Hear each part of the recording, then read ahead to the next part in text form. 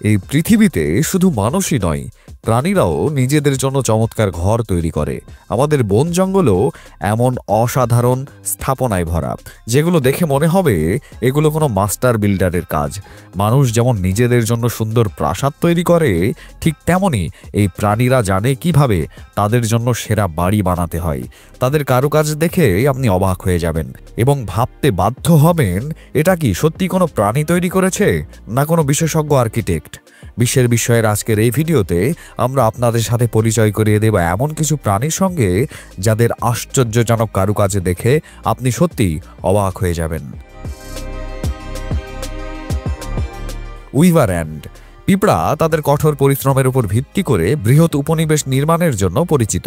তবে weaver ant অন্যান্য প্রজাতি থেকে সম্পূর্ণ আলাদা, কারণ তারা মাটিতে বাস করার পরিবর্তে গাছে বাস করতে পছন্দ করে এবং নিজের জন্য একটি দুর্দান্ত বাসা তৈরি করে, যার জন্য তাদের লার্ভা সিল্কের প্রয়োজন হয়। মধ্য এশিয়া এবং দক্ষিণ পূর্ব এশিয়ায় পাওয়া উইভার অ্যান্টের সংখ্যা অনেক বেশি। অধিক সংখ্যার কারণে এই পিঁপড়ারা অধিক লার্ভা সিল্ক উৎপাদন করতে সক্ষম। তারা লার্ভা সিল্ক ব্যবহার করে নিজেদের জন্য অসাধারণ সুন্দর বাসা তৈরি করে।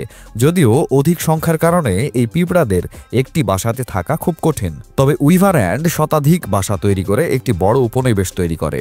এই পিঁপড়ার বাসাগুলো এতটাই শক্তিশালী যে ভারী বৃষ্টিতেও তাদের বাসা নষ্ট হয় না। আকারে ছোট হওয়া সত্ত্বেও এই প্রাণীটির এই ক্ষমতা সত্যিই আশ্চর্যজনক, কারণ পিঁপড়ারা এমনভাবে এই বাসা তৈরি করে যেন কোনো শিকারী এর ভেতরে প্রবেশ করতে না পারে। বাসাটি চারিদিক থেকে বন্ধ থাকে এবং একটি ছোট ছিদ্র থাকে, যার মাধ্যমে এই পিঁপড়ারা বাসার ভেতরে এবং বাইরে যাওয়া আসা করে। এমত অবস্থায় যদি কোনো ছোট বা বড় প্রাণী ভুল করেও তাদের নিড়ে ঢুকে পড়ে, তবে তার পক্ষে বেঁচে থাকা একেবারেই অসম্ভব, কারণ বাসার ভেতরে থাকা সমস্ত পিঁপড়া তার উপর ঝাঁপিয়ে পড়ে এবং কিছুক্ষণের মধ্যে এটিকে তাদের শিকারে পরিণত করে। Cathedral termite. এটি এক ধরনের পিঁপড়া যা ক্যাথেড্রাল টার্মাইট নামে পরিচিত। যদিও দুই প্রকারের উইপোকা আছে, একটি হলো গ্রাউন্ড উইপোকা এবং অন্যটি হলো কাঠের উইপোকা। তবে তাদের মধ্যে পার্থক্য হলো যে গ্রাউন্ড উইপোকা মাটিতে ঘর বানায় এবং কাঠের উইপোকা গাছ থেকে শুরু করে কাঠ সবকিছুতেই বাসা বাঁধতে পারে। এদের বাসা অনেক বড় হয় এবং প্রায় 7 থেকে 8 ফুট উচ্চতায় পৌঁছাতে পারে। তারা সবসময় দলবদ্ধভাবে থাকতে পছন্দ করে। এমন পরিস্থিতিতে যদি আপনার বাড়ি কাঠের তৈরি হয় এবং এই পিঁপড়াটি আপনার বাড়িতে পৌঁছে যায়, তবে এটি আপনার কাঠের বাড়িটিকে নিজের বাসাতে পরিণত করার ক্ষমতা রাখে। যদিও মাটির উইপোকাগুলো আমাদের খুব বেশি একটা ক্ষতি করে না, কারণ তারা প্রায়ই খোলা জায়গায় বাসা তৈরি করে। যদিও মাটির উইপোকা বাড়ির ভেতরে আসে না, তবে তারা অবশ্যই বাড়ির নিচের মাটিতে তাদের বাসা তৈরি করতে পারে। এজন্য উইপোকা থেকে দূরে থাকাই ভালো। হানি বি। মৌমাছির বাসায় কখনোই হাত দেওয়া উচিত নয়।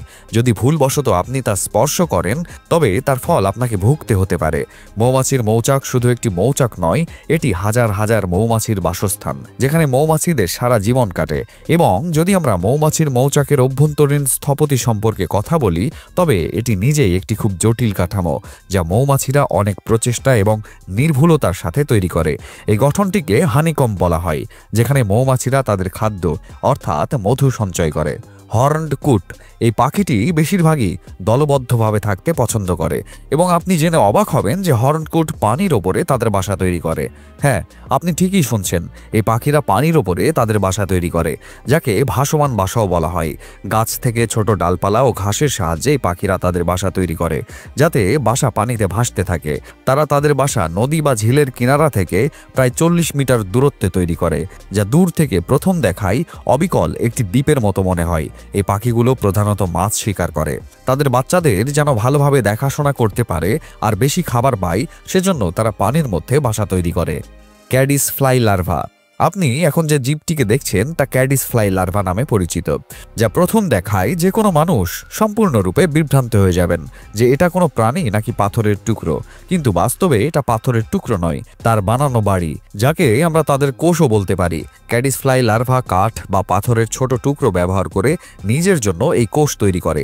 তারপর সময়ের সাথে সাথে যখন পরিবেশ বদলাতে থাকে, তখন এই জীবগুলো একইভাবে তাদের কোষ পরিবর্তন করে থাকে। তাই বললে ভুল হবে না যে এমন প্রাণীকে আপনি আগে কখনো দেখেননি যে নিজের বাসা নিয়ে সব জায়গায় চলে। Bolt eagle. বল্ট ঈগল অনেক বড় একটি পাখি, সেজন্য তার বাসাও বেশ বিশাল। তার বাসা গাছের শাখায় তৈরি হয়, যা অনেক বড় এবং শক্তিশালী।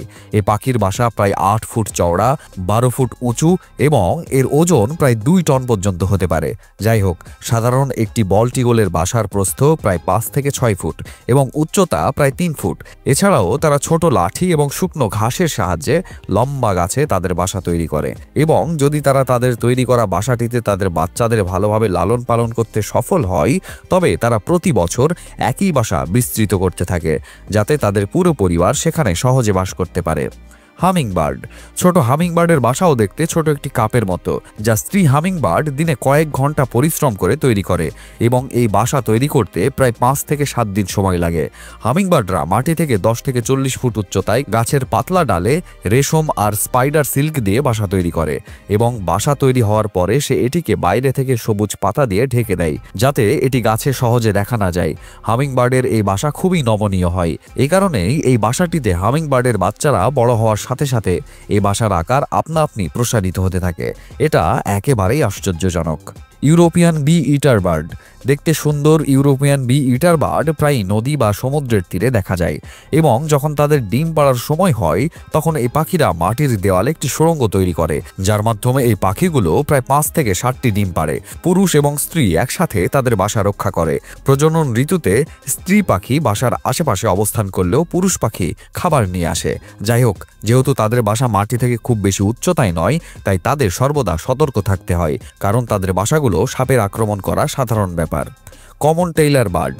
এই পাখিগুলো, যা দেখতে হুবহু চড়ুইয়ের মতো, বেশিরভাগ সবুজ বন এবং বাগানের আশেপাশে পাওয়া যায়। তারা গাছের পাতায় বাসা তৈরি করে, যা সত্যিই একটি আশ্চর্যজনক শিল্প।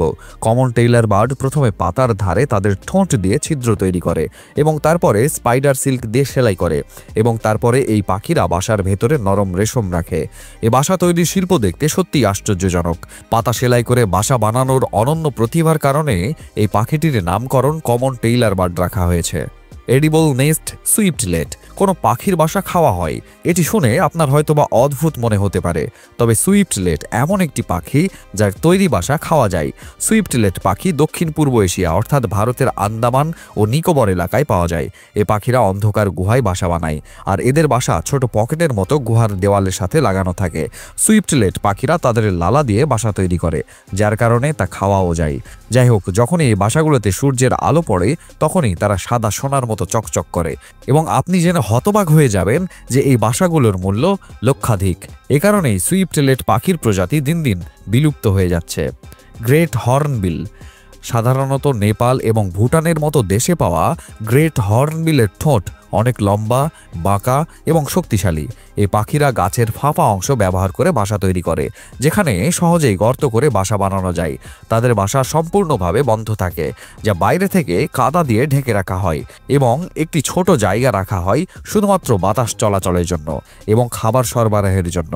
ডিম পাড়ার সময় স্ত্রী হর্নবিল বাসার ভেতরে সম্পূর্ণরূপে আবদ্ধ থাকে, এবং বাচ্চারা বড় না হওয়া পর্যন্ত সে বের হয় না। প্রায় 3 মাস সে নিড়ে বন্দি থাকে, এবং সেই সময় পুরুষ হর্নবিল বাচ্চাদের এবং স্ত্রী হর্নবিলের খাবার আনার কাজ করে। এই ছিল বিশ্বের বিস্ময়ের আজকের এই ভিডিওতে। আশা করছি ভিডিওটি আপনাদের সকলের কাছে অনেক ভালো লেগেছে। ভিডিওটি কেমন লেগেছে তা জানিয়ে কমেন্ট করুন। ভিডিওটি ভালো লাগলে লাইক এবং শেয়ার করুন। এরকম আরও ভিডিও পেতে আমাদের চ্যানেলটি সাবস্ক্রাইব করুন। ধন্যবাদ।